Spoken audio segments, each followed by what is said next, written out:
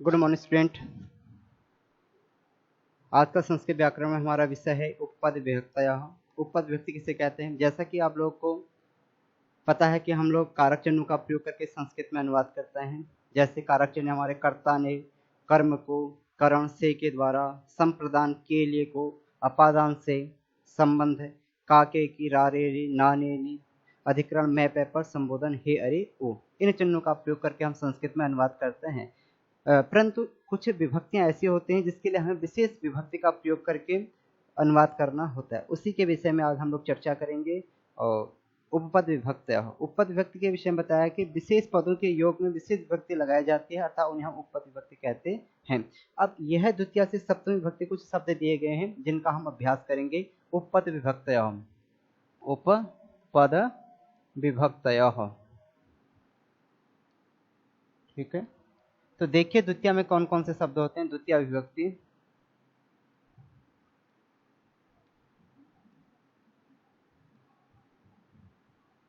द्वितीय विभक्ति में कुछ शब्द आते हैं जिनका हम, पहला शब्द है इसमें समय, दूसरा शब्द आता है इसमें प्रति, बिना, अभितः, परितः, अभितः, परितः, उभयतः इत्यादि। इन शब्दों के साथ हमें द्वितीय विभक्ति का प्रयोग करना होता है। जैसा कि हम संस्कृत में अनुवाद कर, जैसे कि मैंने अभी आपको बताया कि संस्कृत में अनुवाद करते समय हम कारक चिन्हों के हिसाब से प्रयोग करते हैं, परंतु ये शब्द यदि अनुवाद के बीच में आते हैं तो हमें उसके लिए विशेष विभक्ति अर्थात द्वितीय विभक्ति का प्रयोग करना होता है। उदाहरण हम यथा देखिए, इसका एक एग्जाम्पल देखिए, जैसे पुस्तक के बिना, हिंदी में एक वाक्य है, पुस्तक के बिना आप कैसे पढ़ोगे। संस्कृत में जब ये अनुवाद करते हैं सबसे पहले हमने काल को पहचाना, अर्थात लिट लकार है, भविष्य काल है, जिसमें रूप चलेंगे पठ धातु के पठिष्यतः, पठिष्यन्ति, पठिष्यसि, पठिष्यति, पठिष्यतः, पठिष्यन्ति, पठिष्यसि, पठिष्यतः, पठिष्यत्, पठिष्यामि, पठिष्याव, पठिष्यामः रूप बनते हैं। प्रथम पुरुष, मध्यम पुरुष और उत्तम पुरुष। अब देखा कि लिट लकार वर्तमान, लिट लकार भविष्य काल का रूप है। अब आपने देखा बिना शब्द है, तो बिना शब्द के लिए कौन से विभक्ति का प्रयोग करते हैं? द्वितीय विभक्ति का। तो यहां बन जाएगा पुस्तकम बिना, त्वम का प्रयोग करते हैं, आप है त्वम। कैसे के लिए प्रयोग करते हैं संस्कृत में? कथम, पठिष्यसि, पठिष्यसि। और यदि हम इसको सामान्य तौर पर देखें तो के शब्द किसका कारक का है? सप्तमी, संबोधन कारक है के लिए, अर्थात का की के। तो संबंध आना तो यहाँ पर वैसे पुस्तक से आना था, परंतु बिना शब्द के कारण आने पर यहाँ पे पुस्तकम अर्थात द्वितीय विभक्ति का प्रयोग करते हैं। उसी प्रकार आगे देखिए, गांव के,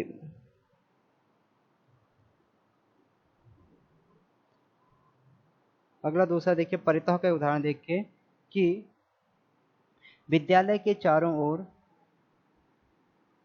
विद्यालय के चारों ओर वृक्ष हैं। विद्यालय के चारों ओर वृक्ष हैं, तो क्या बनेगा यहाँ पे? विद्यालय के चारों ओर, चारों ओर के लिए हम क्या प्रयोग करते हैं? संस्कृत में हम एक शब्द का प्रयोग करते हैं, अभितः शब्द का प्रयोग करते हैं। तो देखिए वृक्षा है, तो क्या बन जाएगा यहाँ पे? लट लकार वर्तमान काल का है, लट लकार वर्तमान काल में रूप चलते हैं अस्ति स्तः सन्ति, असि स्तः स्तः, अस्मि स्वः स्मः। प्रथम पुरुष, मध्यम पुरुष और उत्तम पुरुष। तो देखिए विद्यालय से अभितः है, तो इसमें कौन सी विभक्ति का प्रयोग करेंगे? द्वितीय विभक्ति का। तो यहाँ बन जाएगा विद्यालयम अभितः वृक्षाः, वृक्ष हैं, बहुवचन है, वृक्षाः सन्ति। एक वृक्ष नहीं है, बहुत सारे वृक्षों की बात करें तो किसमें बनेगा, बहुवचन में, वृक्षाः सन्ति। तो इस प्रकार हम प्रयोग करते हैं। और एक बात यहाँ ध्यान देने योग्य बात यह है कि जब भी बिना शब्द होगा उससे जो पहले वाला शब्द होगा उसके साथ द्वितीय विभक्ति का प्रयोग करते हैं। अब इसके बाद तृतीय विभक्ति का देखिए। तृतीय विभक्ति में वे शब्द कौन कौन से जिसके हम तृतीय विभक्ति का प्रयोग करते हैं, जैसे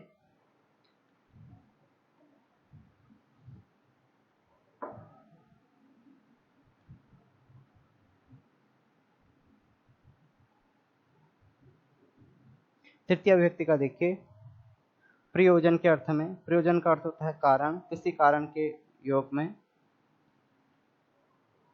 उसके बाद सह के साथ द्वितीय का तृतीय का प्रयोग करते हैं। अलम, अलम का अर्थ होता है संस्कृत में बस। उसके बाद हीनः और किम, इन शब्दों के लिए हम तृतीय विभक्ति का प्रयोग करते हैं। जैसे अलम विवादेन,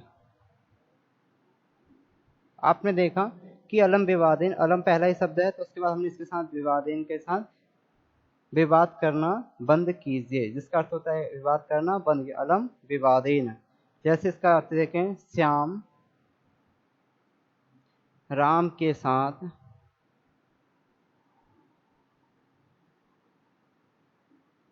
वन में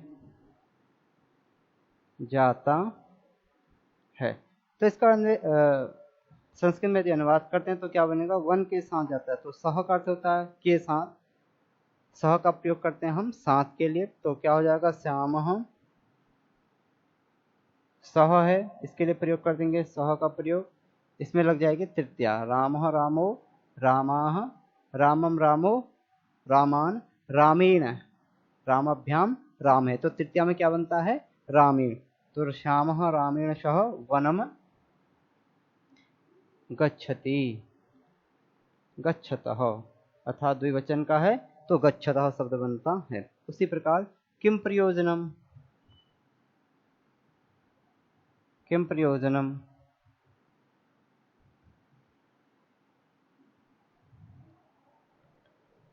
आगे देखिए इसी प्रकार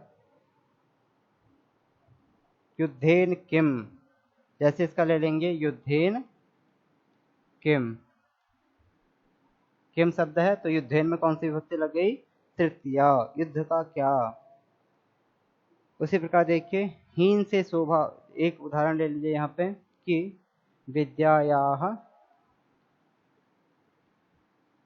विद्यायाः हीनः न शोभन्ते, हीनः न शोभते। संस्कृत व्याकरण में दो धातुएं चलती हैं, एक प्रश्नपदीय धातु, एक आत्मनेपदीय धातु। यहाँ मैंने प्रयोग किया है आत्मनेपदीय धातु, अर्थात एक अकर्मक और सकर्मक क्रियाएं होती हैं, अर्थात यह सकर्मक अकर्मक क्रिया के हिसाब से हम लोग इन शब्दों का प्रयोग करते हैं प्रश्नपदीय और आत्मनेपदीय धातु के विषय में, जो हमारा अगला टॉपिक होगा उसके विषय में बात करेंगे। अब यह उपपद विभक्ति के बारे में समझें कि हीनः शब्द आने के कारण यहाँ पर तृतीया का प्रयोग किया जाता है। आगे चतुर्थी विभक्ति देखेंगे।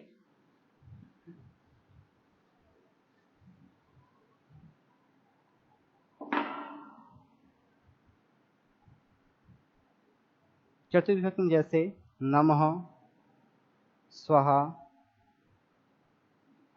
इन शब्दों के साथ किसका प्रयोग करते हैं, चतुर्थी विभक्ति का। जैसे गणेशाय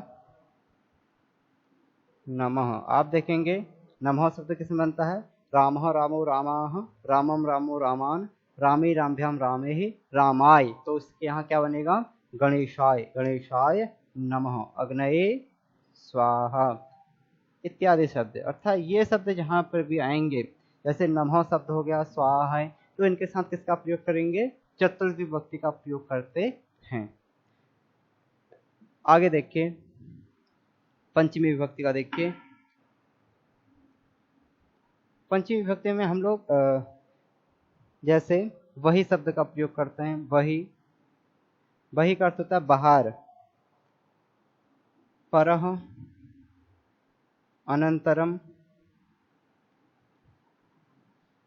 वही अनंतरम, पूर्वः, पूर्वम, प्रमदः इत्यादि। इस प्रकार आपके बहुत सारे बुक में दिए गए हैं जिन शब्दों का आप अभ्यास करेंगे। जैसे बही शब्द का देखते हैं, विद्यालय के बाहर मंदिर है। तो क्लास यहाँ देखेंगे विद्यालय के बाहर मंदिर है, तो इसमें क्या बनेगा, बही। बाहर के लिए हम किस शब्द का प्रयोग करते हैं, बही शब्द का प्रयोग, बही ही।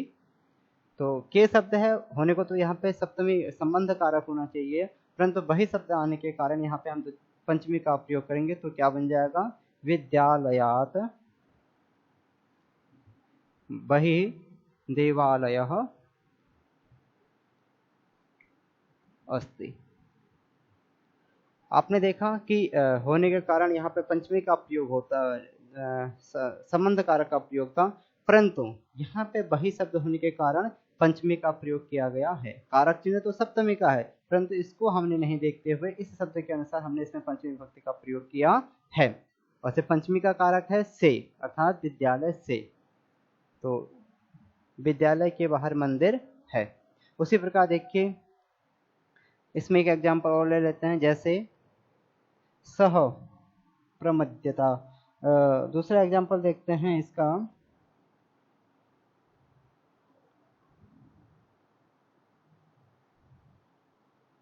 नगरात् परः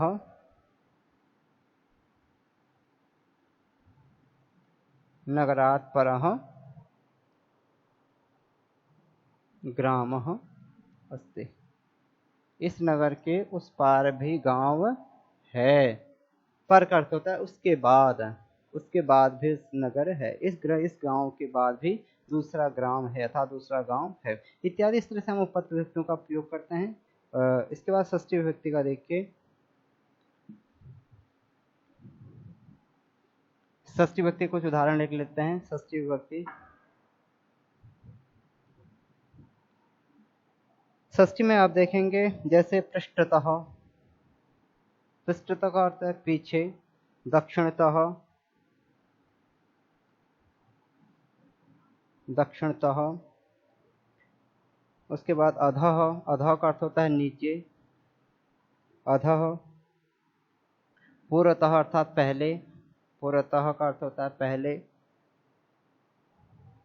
वामतः अर्थात बाईं ओर से, वामतः इत्यादि।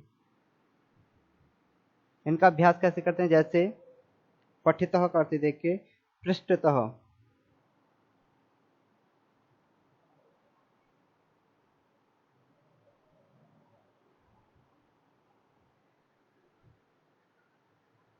जैसे आपके पीछे वह आता है, आपके पीछे वह आता है।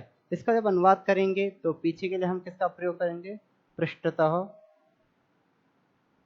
आपके लिए किसका प्रयोग करेंगे, इसका आपके लिए जो हम प्रयोग करेंगे वो षष्ठी विभक्ति का प्रयोग करेंगे, जो तुम युष्मत के रूप इसमें स्टार्ट प्रयोग करते हैं, जैसे तुम युवाम युवम, तो उसी में जो षष्ठी विभक्ति बनता है तो तौ बनता है, तौ पृष्ठतः सह आगच्छति।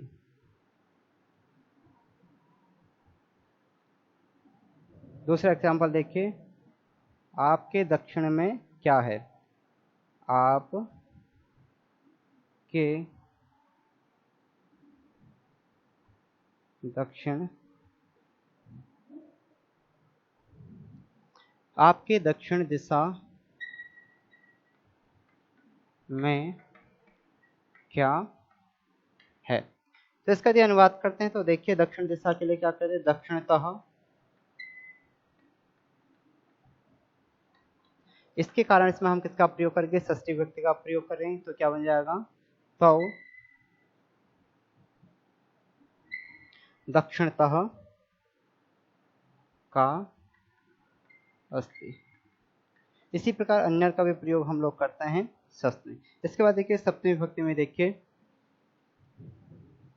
ये षष्ठी विभक्ति के कुछ शब्द बताए गए हैं। अब देखिए सप्तमी विभक्ति के।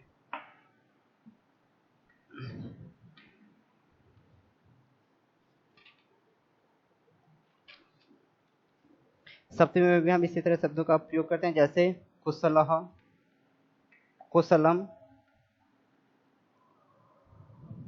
प्रवीणः,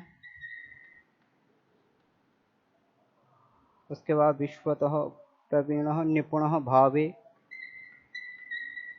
निपुणः और भावे आदि। इन शब्दों का भी प्रयोग हम लोग करते हैं, जैसे उदाहरणम यथा, उदाहरणम यथा, वह उदाहरणम यथा, वह पढ़ने में कुशल है, वह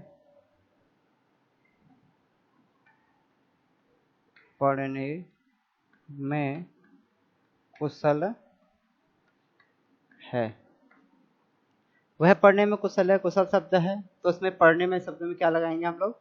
सप्तमी विभक्ति का उपयोग करेंगे। तो क्या होगा? सह पठने कुशलः अस्ति, सह पठने कुशलः अस्ति। दूसरे एग्जाम्पल देखिए,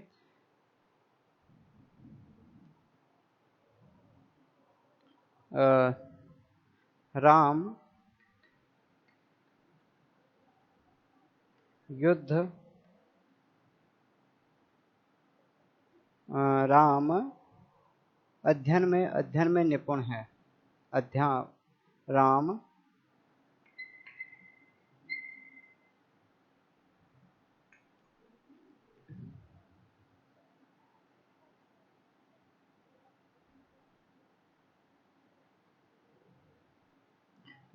अध्यापन में, राम अध्यापन में निपुण है। यदि इसका अनुवाद करते हैं तो क्या बन जाएगा? रामः अध्यापने निपुणः अस्ति। तो इस तरह का हम इनका प्रयोग करते हैं उपपद विभक्तियों का। द्वितीया, तृतीया, चतुर्थी, पंचमी और षष्ठी, इससे भी अन्यत्र आपको शब्द मिलेंगे, उनका अभ्यास करेंगे। जो कुछ शब्द मैंने आपको बताया कि हम लोग उपपद विभक्ति का कैसा हम अभ्यास करते हैं, कि इनका कैसा हम प्रयोग करते हैं, और संस्कृत व्याकरण में तो क्लास इनका आप लोग अध्ययन कीजिएगा। थैंक यू, धन्यवाद।